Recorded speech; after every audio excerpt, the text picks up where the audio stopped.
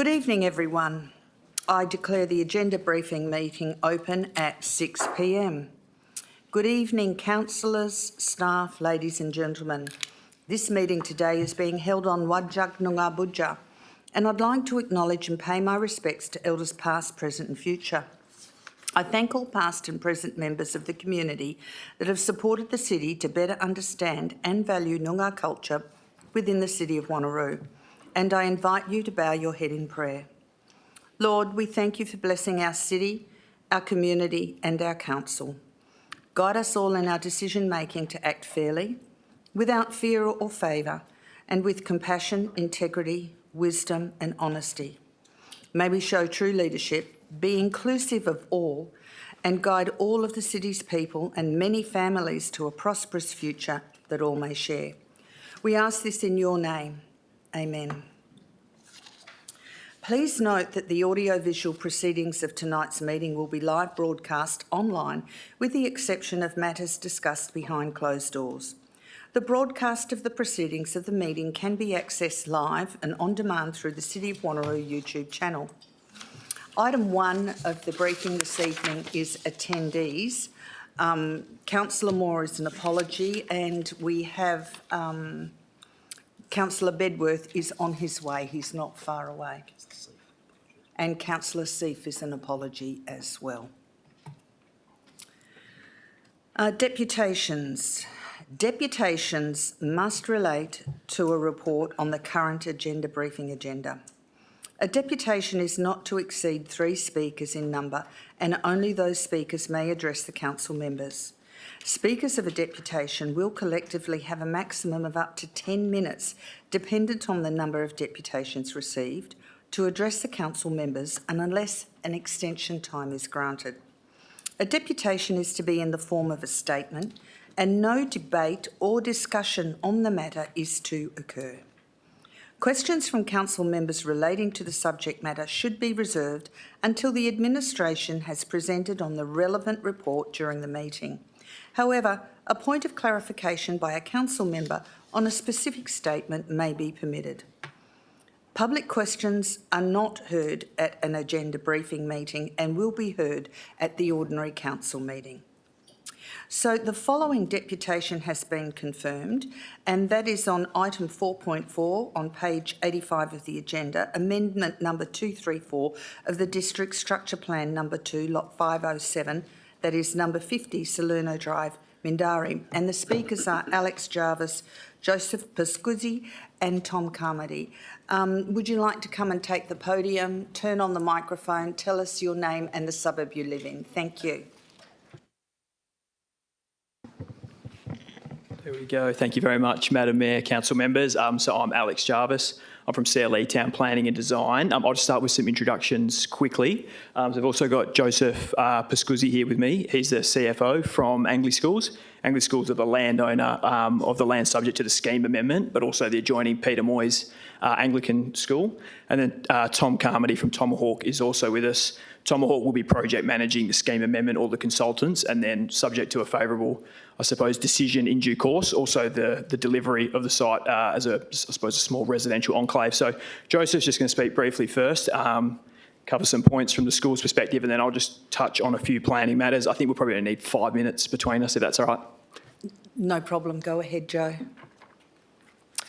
Thank you, Madam Mayor. Council members, good evening. My name is Joseph Pascuzzi, and I'm the Chief Financial Officer of the Anglican Schools Commission Incorporated, trading as Angley Schools.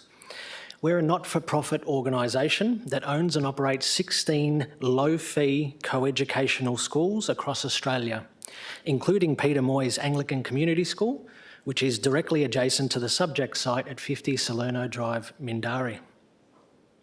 Angley Schools is deeply embedded in the communities we serve.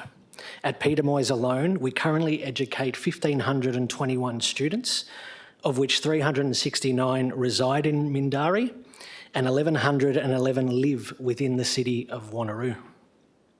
These numbers reflect not only a strong connection to the local area, but also a responsibility to plan for the future needs of our students and families. Their school master plan, recently approved by the Angley Schools Board, outlines a long-term vision for the growth and transformation of the Peter Moyes campus. As part of this strategic planning process, we have carefully considered the future use of the subject site. Following extensive internal consultation, the School Council has determined that only a portion of Lot 507 is required for the future consolidation and enhancement of our campus facilities. The remainder of the site is not needed for educational purposes, and as such, we support the proposed rezoning of that portion from private community purposes to residential. This approach aligns with our broader strategy to optimise our campus footprint and ensure that our resources are directed where they will have the greatest impact, being on student outcomes. As a not-for-profit organisation, every dollar we generate in surplus is reinvested into our schools through maintaining current facilities that we have and/or new capital developments. These are in the form of classrooms, facilities, specialist learning areas, and student support services. We believe that this rezoning proposal represents a balanced and responsible outcome, one that allows for the continued development of our school, while also contributing to the broader planning objectives of the City of Wanneroo. Thank you very much for allowing me to speak this evening. I'll now pass you back over to Mr. Jarvis. Thank you. Mr. Jarvis. Great, thank you, Joseph. And so, as mentioned now, I'll just touch on a few of the planning-related matters with respect to the amendment. And look, we would like just to start by noting we have obviously reviewed the officer report and we're fully supportive of the officer recommendation. And we do need to thank the City's officers for their work on this one to date and in enabling us to get this presented to Council for the September Council meeting. So from a planning perspective, we think this is a great opportunity for strategic residential infill within the city. As a consolidated 2.7 hectare site with no direct interface to existing residential development, it provides a unique opportunity to deliver coordinated and consolidated infill. The site also has convenient access to Marmion Avenue via Quinns Road and Salerno Drive, providing access to public transport services that provide a link between the Clarkson and Butler activity centres. The site is also located in the immediate vicinity of a range of existing amenities, including Peter Moyes, Quinns Baptist College and Mindarie Senior College.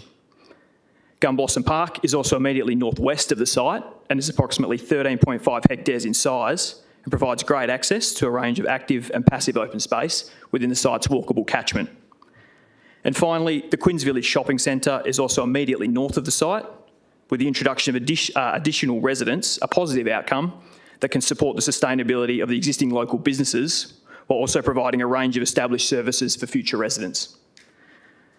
With regard to the planning framework itself, as set out in the officer report, the amendment is consistent with the key policy documents, including the objectives of the City's Local Planning Policy 3.1, Local Housing Strategy, and also the City's Draft Local Planning Strategy, both of which seek to promote housing density in appropriate locations to support state government objectives on infill development and better utilise existing infrastructure and amenities. Acknowledging the established low-density character of Quinns Rocks and Mindarie, the proposed R40 coding strikes the right balance of low to medium density infill housing that will be in keeping with the existing suburban character and amenity of the surrounding area. So for these reasons, we believe rezoning of this site to residential is logical, consistent with the planning framework, and importantly, will help deliver additional land to support housing while facilitating development of land that has long been vacant. We would therefore appreciate Council's support to initiate the proposed scheme amendment at the upcoming Council meeting later this month. Otherwise, Madam Mayor and Council, thank you for your time, but certainly we would be happy to answer any questions. Thank you. I'm sure the councillors, if they have any questions, will ask when the item comes up on the agenda. Do we have any other deputations this evening that want to speak, or anyone that wants to speak to any items that are on the agenda this evening?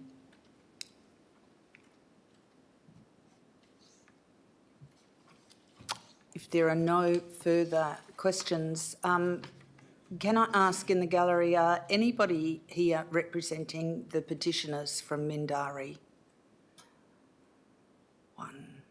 One, okay. So we'll just go through the agenda proper at the moment, thank you. We now go to item 4, reports, planning and sustainability. Mr Dixon.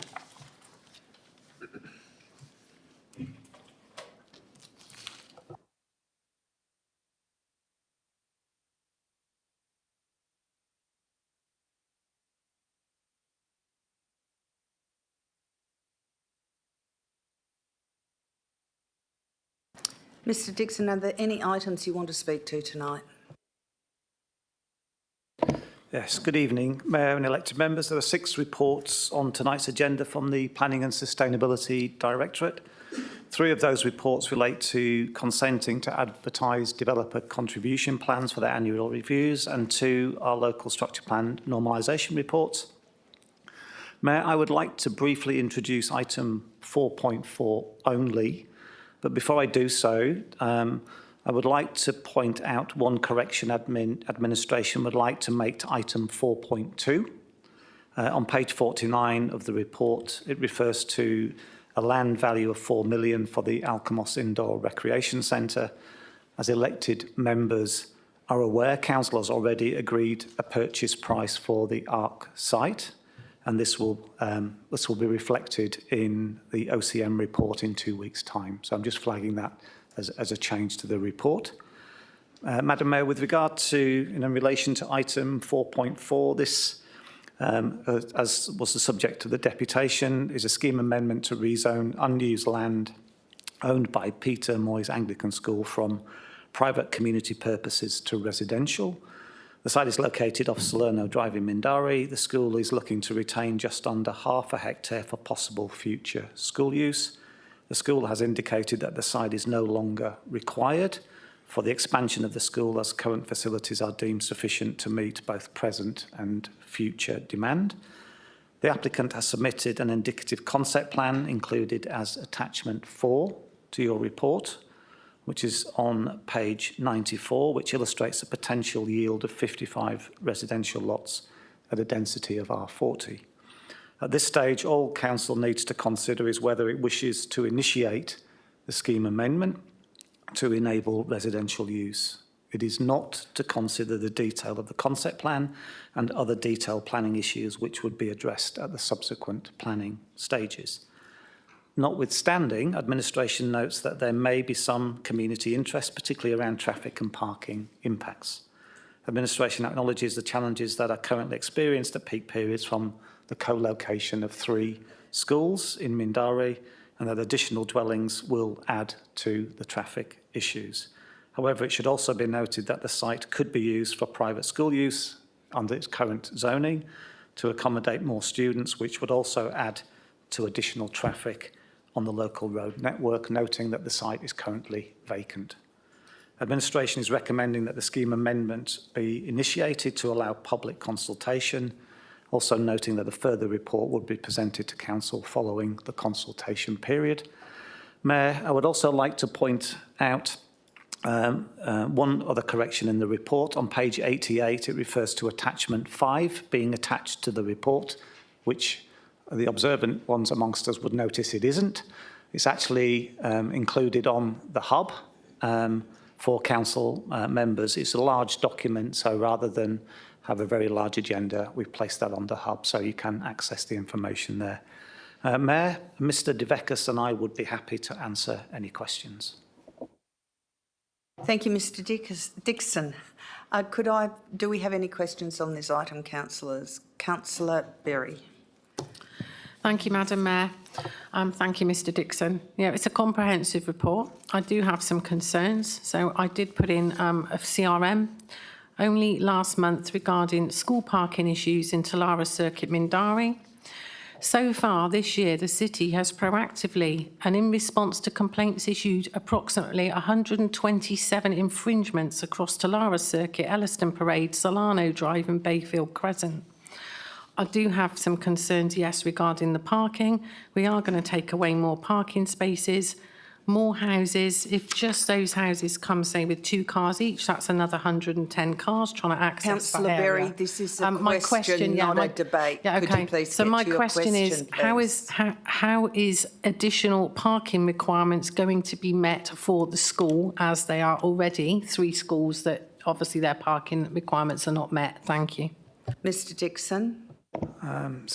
Currently, Mayor, there isn't. So this is a scheme amendment to change the zoning of the land from its current zoning, which is private community school use, to residential. There is no detailed proposal. That will come in the subsequent planning stages. However, the concept does indicate, and it is only a concept, that there would be potentially a loss of some on-street parking bays. In accordance with our scheme provisions, there is a surplus of parking in the area, if you include on-street parking with the schools. But we do acknowledge the challenge here, I think, is the fact that there are 3 schools co-located.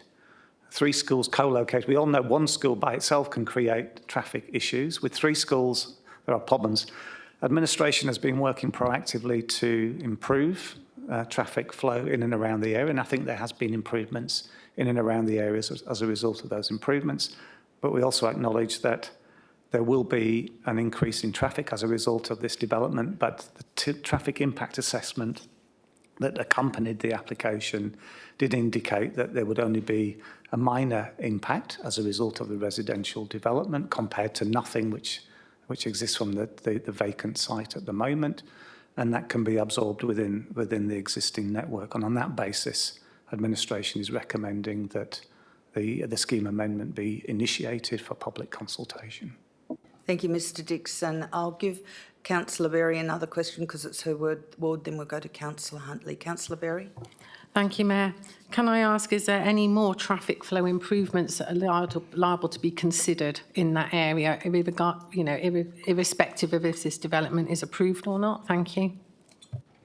Mr Dixon. Through you, Mayor, I'm not aware of any further improvements. However, I will take that on notice and check with our traffic team to see if there are any further proposals that are being recommended and provide any further information for Council at the OCM. Thank you. Councillor Huntley. Thank you, Madam Mayor. I just wonder if the administration has actually considered the purchase of this land for open space, especially for a dog walking park, etc. So I know we're going to have problems up there, which may solve some of the parking issues, but also solve some future issues for that area as it gets further developed and Carabooda comes online, etc. Mr Dixon. Through you, Mayor, no, I don't think administration has considered the acquisition. Obviously, it's private school land. It's owned by Peter Moyes School. So that hasn't been a consideration up to now. With the rezoning, obviously the likelihood is the value of the land may increase if the rezoning is approved. So if council was to consider any acquisition, it would be the highest and best valuation. There is, from our calculations, if you include the foreshore, there is a surplus of open space in Mindarie. It's over the minimum 10% requirement for the area. So there isn't an overwhelming need for additional public open space in the Mindarie area. Thank you, Mr Dixon. Councillor Parker. Thank you, Mayor. The site that has been reserved for future school use, is there an imminent plan for development? Mr Dixon. So it would retain its current zoning, the area that isn't intended to be included in the residential rezoning. I'm not aware of any plans, but however, we can ask the proponent in advance of the next meeting to see if there are any imminent plans for the use of the retaining 0.5 of a hectare. Thank you, Mr Dixon. Councillor Parker. Yes, so just to follow up on that one, with the idea, because there is a bit of a problem down there, but if it isn't imminently up for development, it's something that certainly could be looked at for parking in the nearer future. Thank you. Thank you, Mr Dixon. Yeah, certainly the representatives from the school and the planning consultancy are here, so we can have that conversation and provide any further information for the next meeting. Thank you, Mr Dixon. Any other questions, councillors? Councillor Miles. Thank you, Mayor. Just a question. I am uncomfortable with the proposal. I will say that to you, Mr Dixon. With this particular spot, and the reason is I will put it on the table. Obviously, my son years ago did K to 12 there, so I know this site very, very well. Can we put a condition on the application that it has to provide so much parking for school parking, parents parking, student parking? Are we allowed to put that on as a condition? Mr De Vecchis. Wouldn't necessarily be a condition as a scheme amendment. It would have to form part of the scheme amendment documentation to amend the scheme to require some sort of plan to be provided to address parking in the area. It would be slightly, I guess, unusual to a degree that there wouldn't be a strong need and nexus between the school site and the new residential development to provide parking for the school site. But it is something that we can look into. Thank you. Councillors, any other questions? Councillor Miles. Yeah, thank you, Mayor. Just to follow up. Also, Mr Dixon, you made a point of saying, and so did I think Mr Jarvis, that there was already an excessive amount of public open space or playing fields. My understanding is those playing fields are extensively used, especially on the weekend. So I wasn't quite sure where your comment about public open space was coming from when the suggestion was made by Councillor Huntley about maybe we need a bit more POS on that side as well. Mr Dixon. Through you, Mayor, I thought Councillor Huntley's question was more about the city acquiring the whole site for public open space use. My point was that there is already sufficient open space in the Mindari area, and there isn't necessarily a requirement, there isn't a shortfall and therefore a need for the city to acquire additional land for public open space. That was my observation in regard to the point that Councillor Huntley raised. Thank you, Mr Dixon. Are there any other questions on this item, councillors?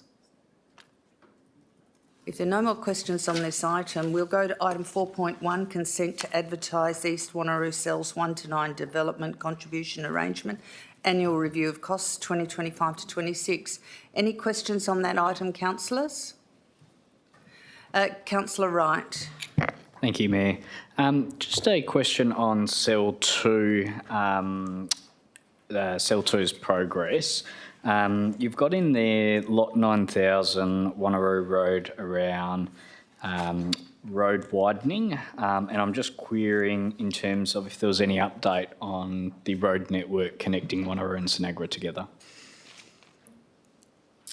Mr Dixon. So that's in relation to connecting Dundebar Road to the development at Ingham's, or yeah? Correct.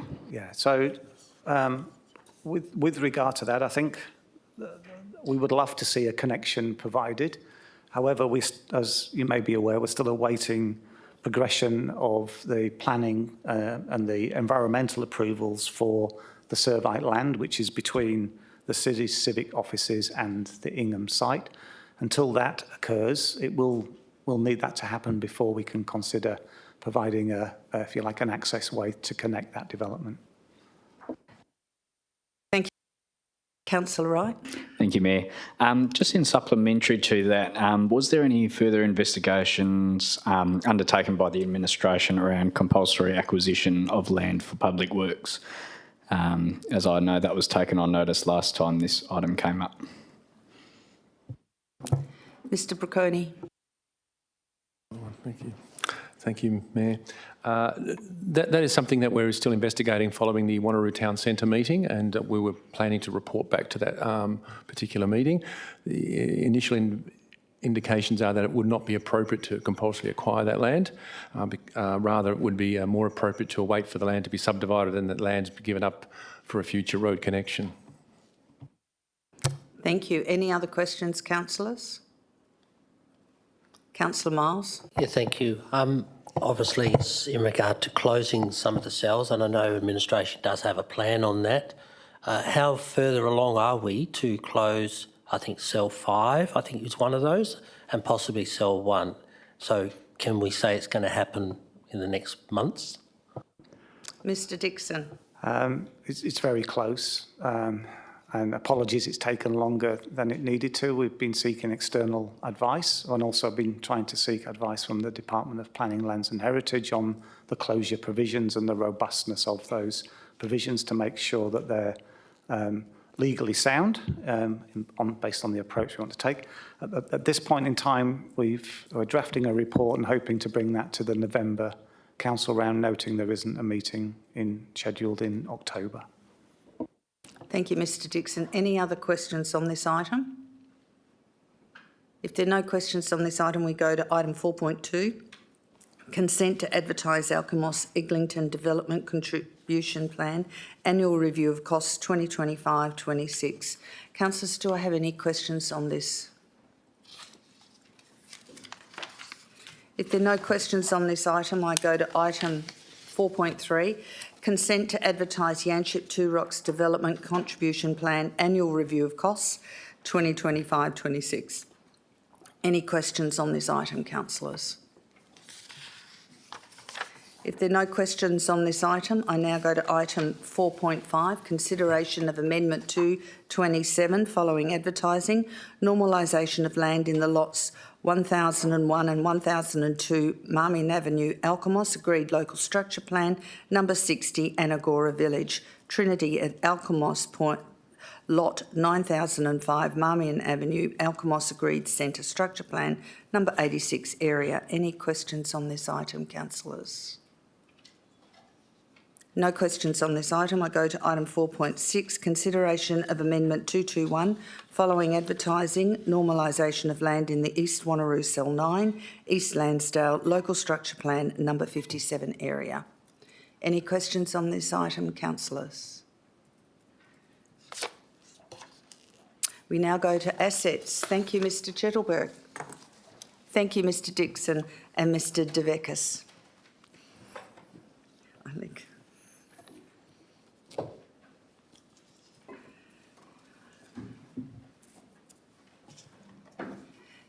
Mr Chettleberg, are there any items you would wish to speak to this evening? Good evening, Mayor and councillors. I don't intend to speak to any of the 7 reports from assets tonight, albeit I will mention 4.7 State and National Black Spot Program. There is a typo within page 177 in paragraph 7, where the date is stated as 11th of July to 2024. It should read 11th of July 2025, and that change will be made for the report to OCM in 2 weeks' time. I'm very happy to take questions on the reports. Thank you, Mr Chettleberg. Councillors, do I have any questions on item 4.7, the State and National Black Spot Program 2026 to 27? Deputy Mayor Rowe. Thank you, Mayor. Not a question, just to foreshadow a declaration of impartiality in 2 weeks' time as I serve as the city's delegate on the Metropolitan Regional Roads Group, which has some oversight of endorsement of final projects that are submitted. Thank you. Any other questions on this item? I'll go Councillor Wright, then Councillor Bedford. Councillor Wright. And thank you, Mayor. Just on page 177, there's also another typo with the construction scheduled in 2926. So that may need changing. Councillor Bedworth. Thank you. Also foreshadowing a impartiality declaration in 2 weeks in regards to my employment with Main Roads. I do have some questions, if that's all right, Mayor. Go ahead, Councillor Bedworth. Thank you. I'm just, in regards to page 177, Kemp Street, my first question is, it states in the first paragraph that the 85th percentile speed on this road ranges from 56 to 61. And normally we get a dot on the graph for that at one value. I just wonder why there's a range. Mr Barker.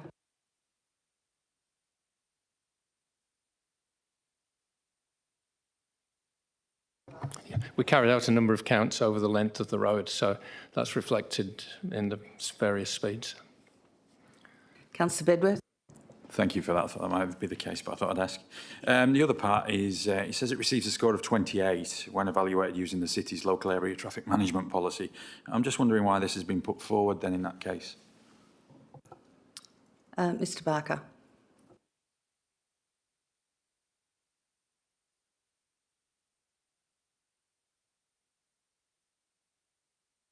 I will need to get back. I'll respond to that in writing.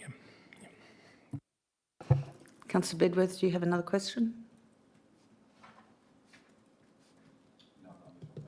Any other questions on this item? Councillor Miles.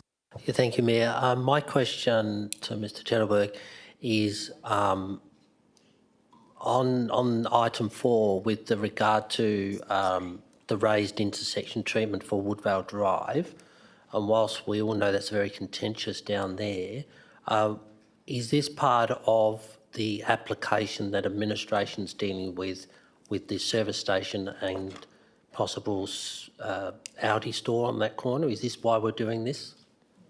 Mr Barker.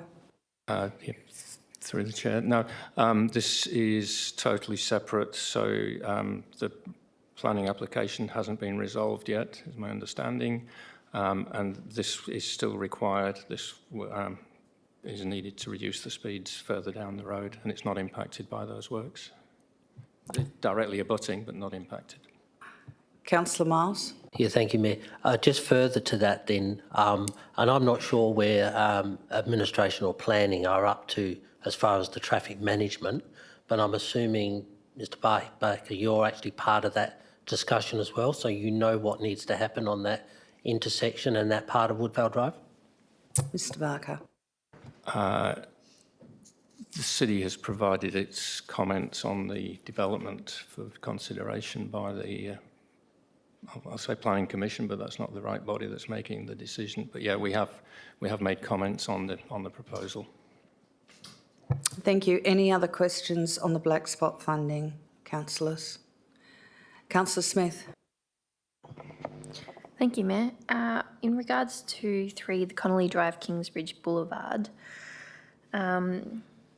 with the roundabout that's at the intersection of Connolly and Kingsbridge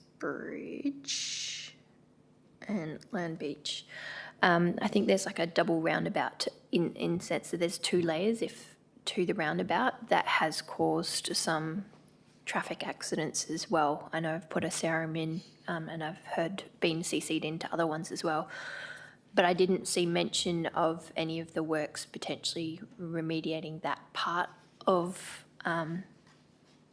anything that contributes to any of the I guess, the dangers on that road. Could you comment to that aspect? Thanks.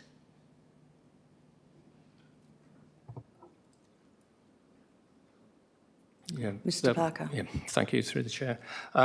This issue that we're resolving here, the works to reduce the circulating speed on the roundabout. So it's for improving both the safety of the vehicles circulating the roundabout, but also there's been some issues with pedestrians crossing at that point. So by slowing the speeds down, it will also improve pedestrian connectivity as well. So that's what we're trying to achieve from this. Thank you, Mr Barker. Are there any other questions on this item? Councillor Herridge. Thank you, Mayor. I've got 3, if that's okay. They shouldn't take too long, though. Just on the Woodvale Drive one, so I've spoken to Mr Barker about this before, so we're well versed here. I just wanted to check for our community while we've got it on agenda. We are working in collaboration with the City of Joondalup on this strip, just to confirm. Mr Barker. Yeah, that is correct, yes. Councillor Herridge. Thank you. And I have noted there is already some works of things happening on the ground already. Can you just confirm for us what that actually would be? Mr Barker. I will need to get back to you just to confirm what that is, because I wasn't aware of it. Councillor Herridge. Cool, thank you. And just the expectation on timing for this, when it's actually going to come through. And I'm assuming we'll be doing this with or without the black spot funding. Thanks. Mr Barker. Yeah, that is a correct statement. So if we're unsuccessful, then it will be in a proposal in next year's budget, but it will depend on budget adoption. Thank you. Any other questions on the black spot funding? We now go to item 4.8, variable speed zoning, Wanneroo town site. Do I have any questions on that item, councillors?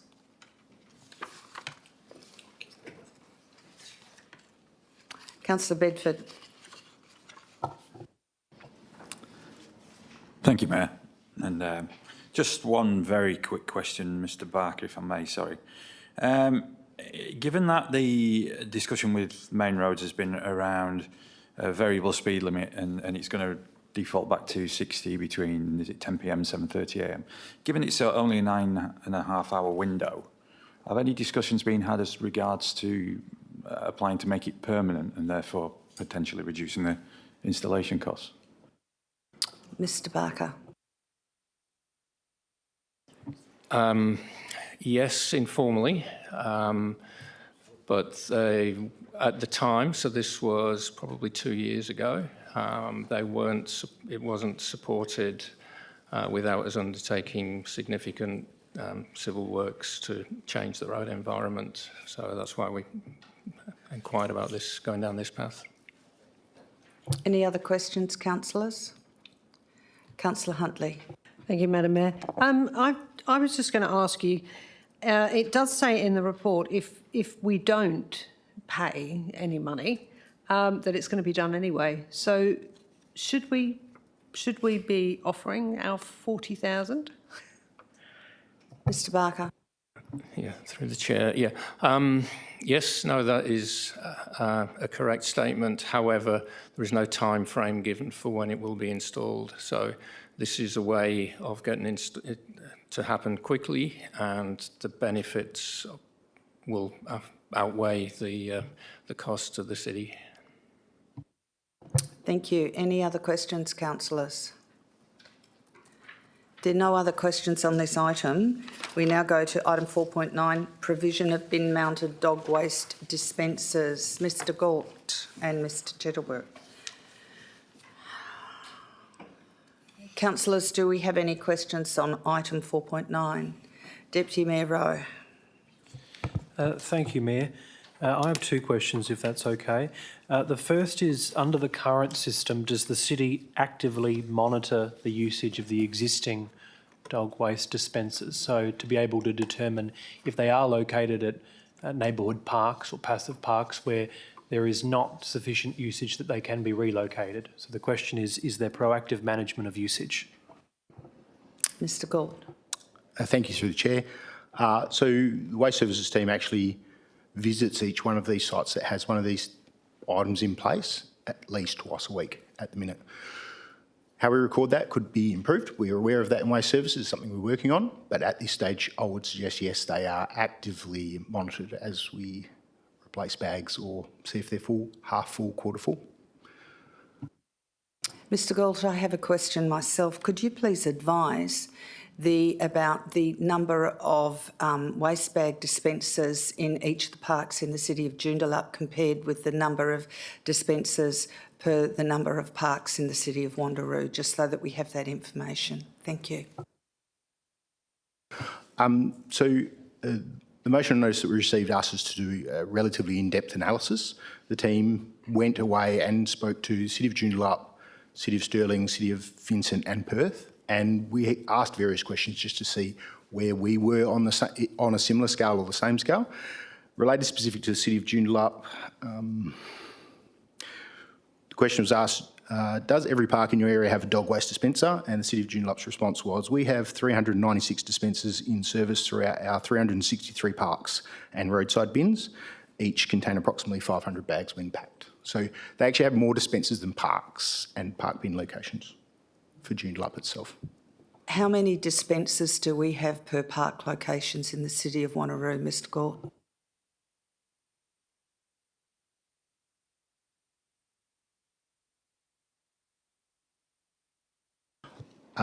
Thank you, and through the chair, our current number of bag dispensers sits at 102 at our recent audit. 102 at the moment. And how many parks do we have that have rubbish bins at, Mr Gould? Do you know at the top of your head? The information I have is 335 parks. Thank you. Any other questions, councillors? Deputy Mayor Rowe, then Councillor Miles. Thank you, Mayor. My second question is, does the city have any signage in place at the existing bins with dog waste dispensers to discourage overconsumption or stockpiling of the bags? Because in circumstances where dog owners will come, they'll take all that are in the dispenser, which denies other dog owners the opportunity to benefit from the available service. Is there any signage in place? Mr Gould. Thank you, and through the chair, it's a little hit and miss at the minute. I think the standardisation of this will assist us in actually, one, understanding what the council's needs are, what the council's expectations are in relation to where these are located and where they think they should be located, and gives us a much more direct approach, I guess, in relation to a consistency across the city itself.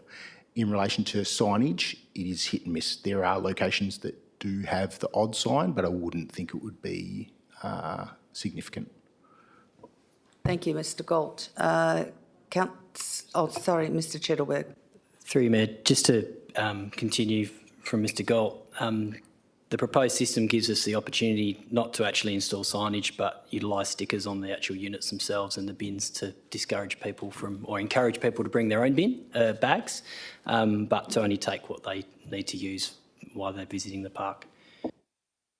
Thank you. Councillor Miles. Yeah, thank you, Mayor. My question's just a pretty straightforward financial one, Mr Chettleberg.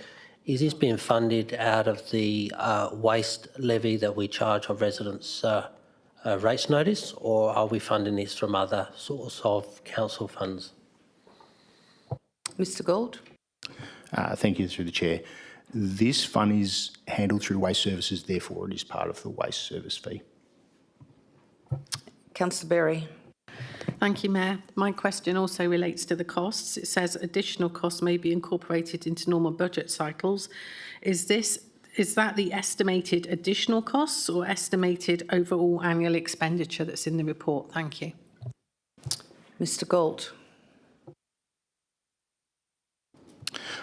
Thank you, through the Chair. This would be the additional cost required over the 5-year rolling program, being mindful that I guess I would like to highlight that the first year includes significant fleet capital cost inclusive of the cost. So the financial amount suggested there at year 1 is mainly, I think, over half of that is actually a capital upfront cost for fleet and equipment.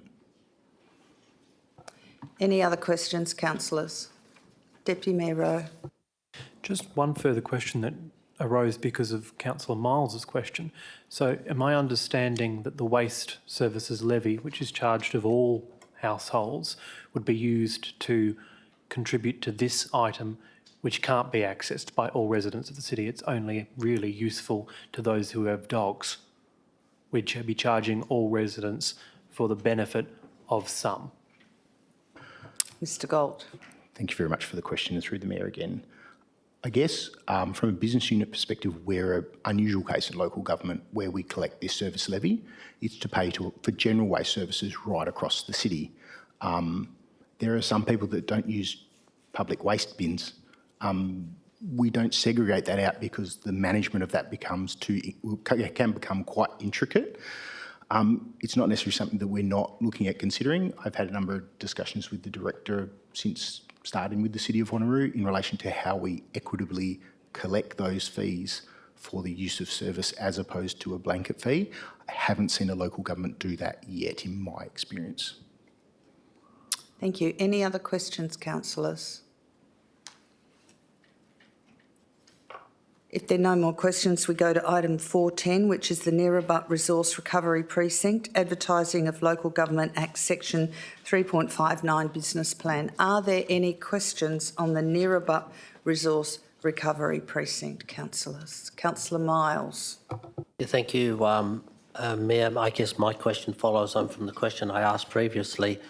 And whilst I note on page 201 of our agenda that precinct's going to require $22.1 million worth of city funding.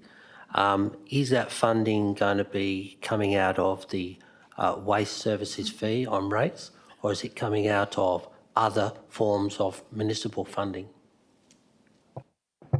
Mr Chettleberg. Through you, Mayor, that funding will come from reserve.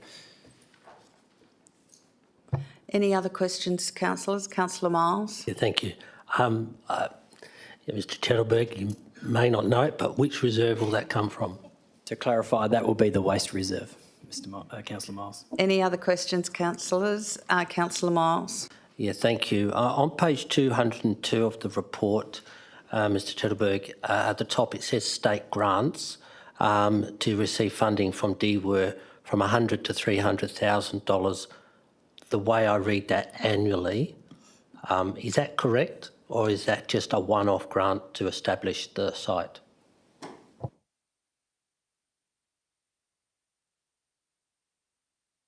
Mr Cheddarworth? Through you, Mayor, we'll take that question on notice and clarify it in the report to OCM. Any other questions, councillors? Councillor Wright. Thank you, Mayor. Just for this particular one, for the business plan, have we got anything to address issues or complaints around smell, for example, so near the raceway and for local residents in Bankshew Grove? Have we put anything in place around that? As part of the approvals process, we're undertaking a lot of various different reports to support the facility itself.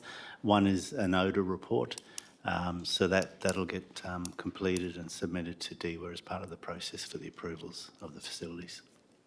Thank you, Mr Ford. Any other questions? Councillor Berry. Can we just have some additional information in the report next week? So what's in the waste reserve right now and what would be left in the waste reserve, please? Thank you. Any other questions, councillors? If there are no other questions on this item, we go now to item 4.11, response to petition PTO 10625, closure of public access way, Rupara Circle, Quinns Rocks. Do I have any questions on this item, councillors? Deputy Mayor Rowe. Thank you, Mayor. Given that PAWs are on the agenda again tonight, I thought it would be the perfect time to ask some questions. Mayor, the first question I have is, has the city ever considered developing a strategic approach to the number of pedestrian access ways that we have and prioritising how essential they are for pedestrians and residents? And I give the example that I think it's the City of South Perth that established a prioritisation framework. So when they received requests for closure, they were able to assess that request in line with their prioritisation. And they said, well, how many people use it? How close is it to public transport networks? Because at the moment, it seems like every time we've got a request for the last 4 years, we just say no. So my question is there a strategic approach to how many we have and what our process is on considering closure? Mr Barker. Yeah, through the chair. Yes, I was aware of the City of South Perth. It does look at a specific suburb where they do have an issue. It is something that is on our agenda. We haven't completed it yet. I have to say that Quinns Rocks wouldn't have been on the radar as being the first cab off the rank for an area we'd be looking at. Generally, it is the southern suburbs where we have the most issues, so they would be the first areas that we would look at. Thank you. Any other questions? Deputy Mayor Rowe. Thank you, Mayor. As a lifelong resident of the southern suburbs, I agree, Mr Barker. My second question is, why is the city involved in the PAW closure request process at all? I understand that we're in receipt of a petition, so we have statutory obligations to respond, but we know as elected members that the WAPC is the final approval agency, and whether we recommend closure or not, the resident has the capacity to take the request to the Commission. So why do we consistently oppose the closure request, noting that the final approval or rejection would be through the Commission? Mr Barker. Yeah, not sure I can answer that, but we manage the public access way on behalf of the WAPC, so it is, I guess, down to us first to determine whether we consider it's necessary or not. And certainly from a pedestrian connectivity viewpoint, then generally, we can say that, yeah, they are needed for improved pedestrian connectivity, notwithstanding that, yes, had we done a study to ascertain its use, then we would have been able to confirm or deny that, absolutely. Thank you. Deputy Mayor Rowe. And final question, Mayor. If the city were to approve the closure request and refer it to the WAPC for consideration, does the city actively monitor how long the Commission takes to assess the request, just noting that the only approval that this council's provided was in Nez Place, Girraween, more than 2.5 years ago, and that PAW remains open to this date. So do we proactively monitor it following council's and the Commission's approval? Mr Barker.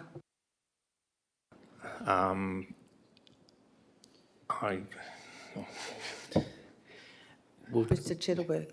To the Mayor, we'll take that question on notice and provide some supplementary information. Thank you. Any other questions on this petition? If there are no questions on this petition, we now go to 4.12, response to petition PTO 40625, speed bumps on Southampton Lane, Mindari. Do we have any questions on that item, councillors? Councillor Bedworth. Thank you, Mayor. I've got a couple, if that's all right. A few, should I say. I need to speak proper England in future. I just note that the times of the traffic survey in Southampton Lane appeared to be the school holidays. I just wonder if you could comment as to why it was the school holidays. Mr Barker.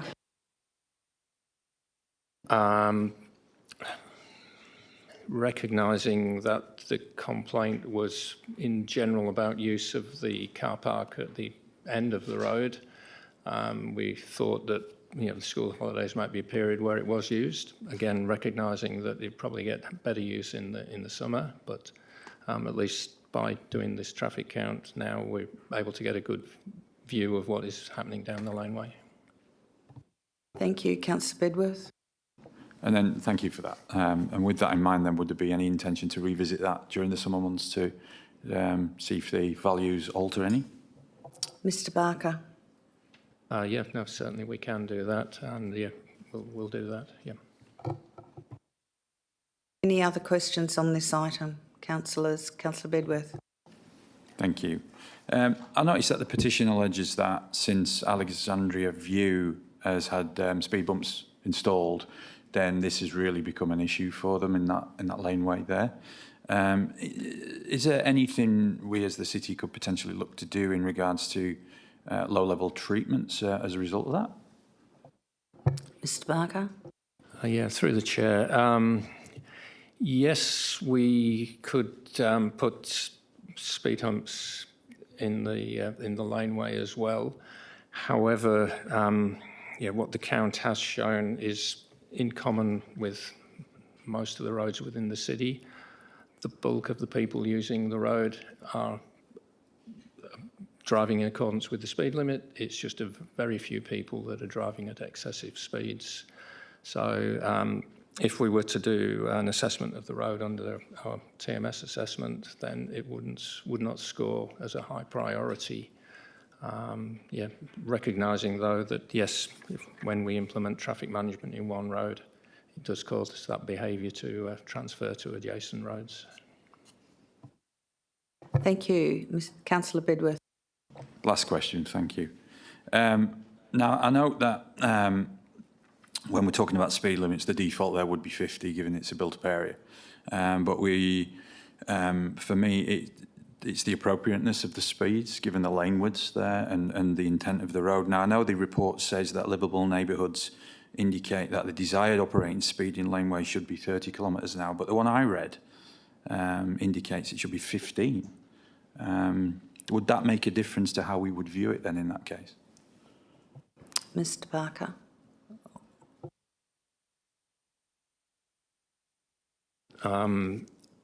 I would suspect that every laneway would operate at, I was comfortable with the operating speed of 30k an hour for the laneway. So I think to achieve an operating speed of 15 in a laneway, you would need to either do substantial traffic calming or it would only need to be 20, 30 metres long. So I would say that that's not feasible and unlikely to be met in any laneway in the city.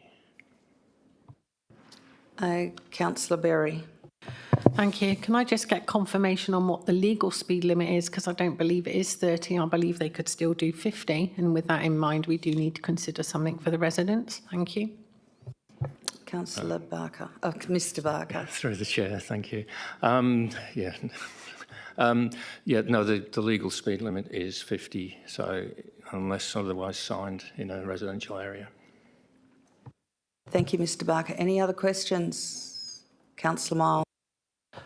Yes, I'm just on the answer to the Councillor Berry's question, Mr Barker. Do we, through whether it be, well, I don't know, have we got a policy then maybe that when we are approving these laneways through planning, that there's an automatic 30 kilometres an hour speed limit down those? Mr Barker. They are intended to be designed so that they operate at a 30k speed limit, 30k operating speed. They're not signposted at 30 k's an hour. It's achieved generally through the design length of the road. Any other questions, councillors? Councillor Berry. Thank you, Madam Mayor. With that in mind, the answer we've just had, is there any laneways anywhere in the city that have got a 30 kilometre per hour speed limit assigned to them? Anywhere that might set a precedent? Thank you. Mr Barker. I'm not aware of any. We do have one road that I'm aware of that is signposted at 30, but that is a shopping area. But no, the laneways are not signed at 30. Thank you, Mr Barker. Any other questions on this item? If there are no more questions on this item, we go to item 413, response to petition PTO 5625, nighttime closure and increased security of the public boardwalk and jetty at the southwest corner of Mindari Marina. Do I have any questions on this item, councillors? Councillor Berry. Yeah, thank you, Madam Mayor. Can I ask the city that we discussed earlier, so can I just get confirmation from the city that it is now possible to construct a meeting between all stakeholders that have issues in that area with Wayport and other people to try and solve this for the residents, please? Thank you. Mr Chettleberg. Through you, Mayor, administration will work to achieve that objective in the next few weeks. Are there any questions on this item? Councillor Miles. Just a reminder, thank you, Mayor, that as the petitioners, will they get notified that this will be up before the next OCM? Mr Chettleberg. Through you, Mayor, I can confirm that will happen. Thank you. Any other questions? Councillor Bedworth. Just one very quick question, just to jump on the coattails of Deputy Mayor Rowe's question in an earlier item. But given this, I'm assuming that this, even though it's a jetty, it's still a public access way, and therefore the final decision would rest with the WAPC. Is that correct? Through you, Mayor, that is correct. Thank you. Any other questions on this item, councillors? If there are no other questions on this item, we go to item 4.14, community and place. Thank you, Mr Chettleberg. Thank you, Mr Barker.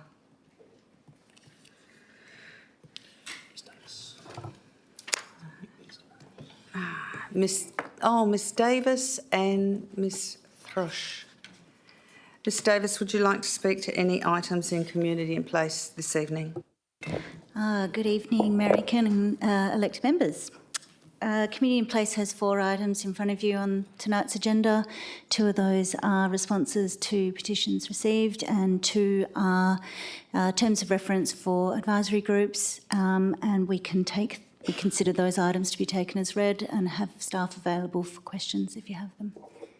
Thank you. Ms Davis, any questions on item 414, response to petition PTO 2625, the banning of fishing at Mindari Marina? Any questions on that item, councillors? Councillor Berry. Thank you, Mayor. From a meeting earlier also, it transpires that actual fishing in the marina is banned. So are we able to follow that up with the appropriate authorities so they can do some enforcement, please? Thank you. Ms Thrush. Through you, Mayor, it's not the fishing that's banned in the marina, it's the swimming. Any other questions on the banning of fishing at the marina petition? Councillor Herridge. Thank you, Mayor. You need to bear with me on this one. So on page 246, we're talking about revising a clause I think it is, in our public law. I'm just wondering whether that clause would then, if we took this out to community engagement, would we be able to do this as a district level to possibly help with the fishing that shouldn't be happening in other structures across the city? Ms Thrush. Through you, Mayor, if that's what the council desired for the consultation to be citywide in regards to whether the community supported the banning of fishing being in the public places local law, then we could frame the consultation such like. Any other questions on this item, councillors? Councillor Miles. Just further to that one, thank you, Mayor, to that answer, Ms Thrush. So does the city then have the power to stop people from fishing from public spaces, whether it be the coastline, the quays or lakes? Ms Thrush. Through you, Mayor, currently through the public places local law, no, we do not. What we're looking to consult on is whether the public would support us adding a clause to the public places local law. That means that council could make a determination for specified areas to be banned from fishing. So it'll be a multi-stage process. The first stage is to consult to see if that's what the public would like included in the local law. Councillor Bedworth. Thank you. Just one very quick question in following on from that. That would only would that only apply to City of Wanneroo property, and if so, how would this be impacted in Mindarie Marina? Ms Thrush. Through you, Mayor, yes, anything in the public places local law is only the City of Wanneroo property or property that the City of Wanneroo has a management order over. How that would apply to the Mindarie Marina is the public access way the city has management of, and they're fishing from the public access way into the marina. So that's where, if it went through into the local law at that stage, it would be applicable. Any other questions? Councillor Berry. Thank you. One last question. If that was to go through and it was supported, how would it be policed? Thank you. Ms Thrush. Through you, Mayor, if it was to be supported through the local law, then it would be policed on a complaints basis with our rangers. Any other questions, councillors? Councillor Herridge. Thanks, Mayor. I might pop a foreshadow in for next meeting, just in case, for an amendment. Thank you. Councillor Coetzee. Do we know if they ban fishing in the Hillary's Harbour as well? Ms Thrush. We'll have to take that one on notice. I'm not aware. Any other questions on this item, councillors? We now go to item 415, response to petition PTO 30625, banning of swimming at Mindarie Marina. I foreshadow an amendment on this item. Are there any questions on this item, councillors?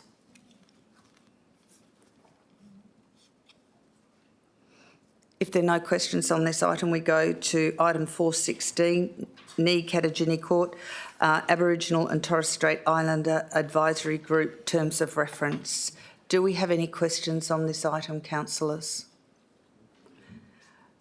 Deputy Mayor Rowe.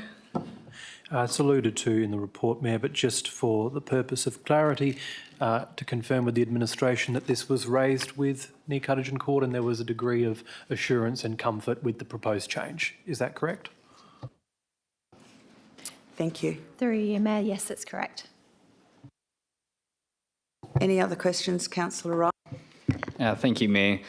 Just a question regarding the name change. Was there any discussion by the group and its members around taking a step further and removing the Aboriginal and Torres Strait Islander? So it would just be Ni Katagini Court Advisory Group. Thank you for the question. The group was consulted in regards to the name change and agreed that putting Ni Katagini Court at the beginning would be their preference. They didn't really have views on the secondary component of it. However, they did provide advice that naming the advisory component of it helps explain what their role is externally, because the naming of Nicollagin Court doesn't mention advisory group in it. Just from an administration point of view as well, I will provide comment that it won't reference Torres Strait Islander peoples if we do remove the secondary component from the name. So Nicollagin Court is Noongar, which is Aboriginal. So if we remove the second part, Torres Strait Islander people won't be recognised. Thank you, Ms Russell. Any other questions on this item? Councillor Miles.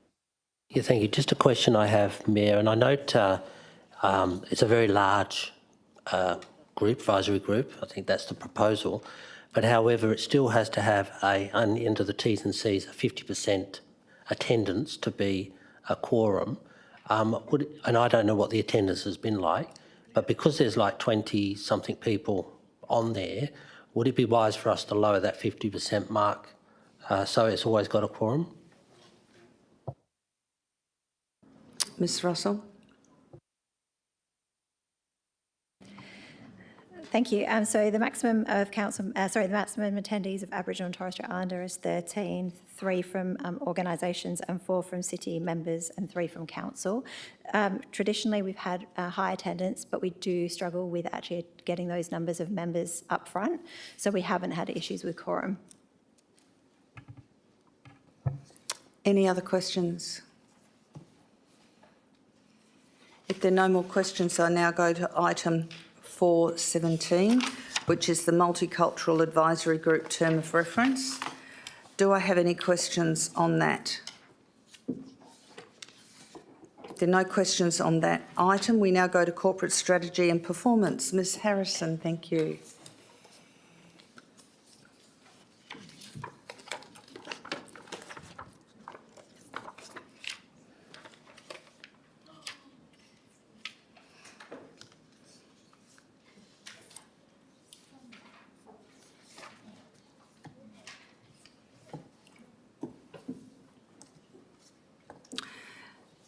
Ms Harrison, do you have any items that you would wish to speak to? Thank you, Mayor. Corporate strategy and performance has 2 pretty standard reports on the agenda tonight. The first is a financial activity statement for July 2025, and the second is the warrant of payments for the same period. I would also add that for the September meeting, that the August financial activity statement will be presented as well in order for us to meet our compliance requirements. But both Bimsara and myself are here to answer any questions you might have. Ms Harrison, are there any questions, councillors, on item 418, financial activity statement for the period ended 31st of July? Deputy Mayor Rowe. Thank you, Mayor. I have 2 questions. On page 277, it says that employee costs are higher by a projected $247,000. Is it possible either tonight or when we next receive the report to understand a breakdown as to what proportion of the increase is due to additional staff, due to consultancy fees, or due to increases required through salaries? Ms Harrison. Through you, Mayor. Yes, absolutely. We'll add some more detail around that. Thank you. Any other questions on item 418, the financial activity statement to 31st of July? Deputy Mayor Rowe. Perhaps one also to be taken on notice, Mayor. One project that required additional work in the resolution, page 289, it's the second one being Montrose Park, Girraween upgrade change rooms. Additional $35,000 was required. If the administration can provide some information in 2 weeks' time as to how close that is to completion. Ms Harrison. Thank you, Mayor. Yes, absolutely. We'll add that detail too. Thank you, councillors. Any more questions on the financial statement, item 418? If there's no more questions on the financial statement, we now go to warrant of payments. Are there any questions on the warrant of payments, councillors? If there are no questions on the warrant of payments, thank you, Ms Harrison, and thank you, Bimsara. We now go to the Office of the CEO and he has 2 items. Ms Coles, will you be speaking to both of them, or will Mr CEO be speaking to one of them? Ms Coles, would you like to speak to any of the items? Thank you, and through you, Mayor. There's 2 reports from the legal and governance area and 1 late report. So just to make some brief comments on each of the reports. So on 4.1, strategic risk profile, so administration is requesting council to consider the recommendation from the Audit and Risk Committee to endorse the city's updated strategic risk profile. So the updated strategic risk profile includes 10 strategic risks created as part of the strategic risk alignment project. The Audit and Risk Committee also referred to council to note the high risks that are identified on page 400, and implementation of the updated risk profile will assist the city to embed effective processes for managing risk in line with requirements of the local government audit regs. Happy to take any questions on that item. Thank you, Ms Coles. Do we have any questions on item 420? Councillor Wright. Thank you, Mayor. Just on 7.2, which is the tree and plant infections, and it's mainly related to polyphagous shot-hole borer. Do we have any updates around how the city is now dealing or managing that in regards to being able to share that information with the public? Thank you, Mr Wright. I think we're going straight to Mr Chettleberg. Through you, Mayor, thank you. Councillor Wright. The City continues to work under the direction of DPIRD as a state agency responsible for the state response to polyphagous shot-hole borer infections across the state. So the City's bound by a confidential agreement with DPIRD in regards to what information they can disclose. To summarise, that agreement really relates to infections on private property and how that sensitive information of personal details and addresses of private residents are shared with the community and not shared with the community. The city can disclose publicly where infections are within city managed land, and with the one case we've had to date, we've provided information to council in regards to that. Thank you, Mr Chettleberg. Councillor Wright. And just in supplementary, when does that confidentiality agreement end? Mr Chettleberg. Through you, Mayor, my understanding it doesn't have an end date to that confidentiality agreement. The primary concern from DPIRD was around the privacy to private landowners in regards to where those infections may be, and DPIRD has dealt with those private properties directly without any involvement from the city. Thank you. Any other questions, councillors, on item 4.20? Councillor Miles. Yeah, thank you. Just in relation to the answer, Mayor, from Mr Chettleberg, whilst I understand we can't say whether there's the disease on private land, where does DPIRD stand on public land owned by the city, and why we wouldn't be allowed to notify our community of any spread? Mr Chettleberg. Through you, Mayor. There is no obligation for confidentiality around polyphagous shot-hole borer infection on city-managed land. It was never bound by the confidentiality agreement. DPIRD continues to share heat maps with the city to show where infections or possible infection sites are within the city, and that will continue into the future. Thank you. Councillor Wright. Thank you, Mayor. In light of that last comment from the manager, I'm not sure whether that can be an item that we can discuss as council, or whether there's some sort of communication method that we can utilise through our website or something to keep community informed on public land items, because that seemed to be contrary to the advice we received from Director Singh when the agreement first came to light, that it applied to anything related to polyphagous. Obviously, if that's now not the case, that's great. Is there any way that we can now communicate to members of the public around keeping aware and obviously in line with what DPIRD want? Mr Chettleberg. Through you, Mayor, we can certainly revise what we have got on our public-facing website and what we put out through our socials, and take that into consideration of how we advise the community in the future. Thank you. Any other questions on item 420, councillors? If there are no questions on item 420, are there any questions on item 421, review of committees, working and advisory groups? Councillor Wright. Thank you, Mayor. Just one question from me in regards to the ones that weren't included that were out of scope. What happens with the external appointments to external committees? Because we've had a lot of changes around what that looks like, and the advice received in one of the CRMs from administration was it's up to council if they want to put an amendment through on the night, which is usually the first meeting the new council gets sworn in. So surely we've got to be doing some sort of review around external bodies and whether we're needed on those external bodies or not. So I was just querying, is there some sort of desktop analysis that can occur between now and the first meeting when the new delegates go on, of what is actually needed? Because some of the positions on there, again, there have been historical arrangements that have been carried over for many years, and I don't think it's ever been reviewed. Ms Coles. Thank you for the question, Councillor Wright, and through you, Mayor. We can certainly take that on notice and have a look into it. So there's a report or a briefing note provided before the special council meeting in October. Thank you. Any other questions, councillors, on item 421? Councillor Berry. Thank you, Mayor. Can I just get confirmation, looking at the bottom of page 406 and 407 on the Queen's Beach Coastal Management Advisory Group?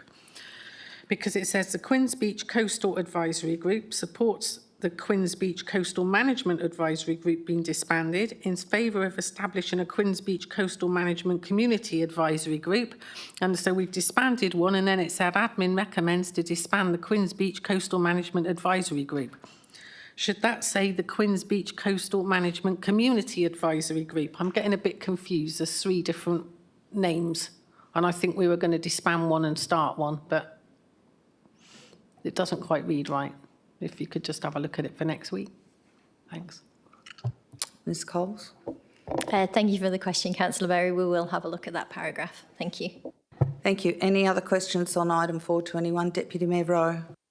Thank you, Mayor. Just one from myself. Obviously pleased that the administration took on the feedback regarding Service Review Working Group. It's at the bottom of page 407 and going into 408. It says that administration will have a facilitated discussion with the group once it returns after the council elections. Do we have any rough idea as to when that group would be able to meet? Is it prior to the end of the calendar year? Given that our meetings policy, it's quite difficult to secure a time slot on a Monday. So do we have any idea when Service Review Working Group would meet following the election? Ms Coles.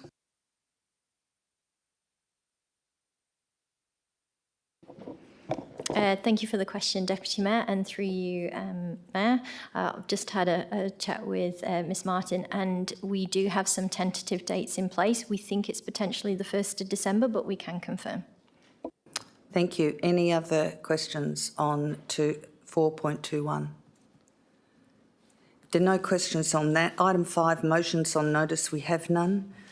Item 6, late reports. 6.1, we have the updated 3-year strategic internal audit plan 2025-26 to 27-28, and that will be provided in the agenda for the ordinary council meeting. Item 6.2, the financial activity statement, August 2025, and that will be in the agenda for the ordinary council meeting. Item 7, confidential, we have none. Item 8, the date of the next meeting. The next ordinary council meeting has been scheduled for 6 p.m. on the 23rd of September 2025 to be held at the Council Chamber, Civic Centre, 23 Dundebar Road. Item 9, closure. I declare the agenda briefing closed at 19:19 or 7:19 p.m. Thank you, councillors.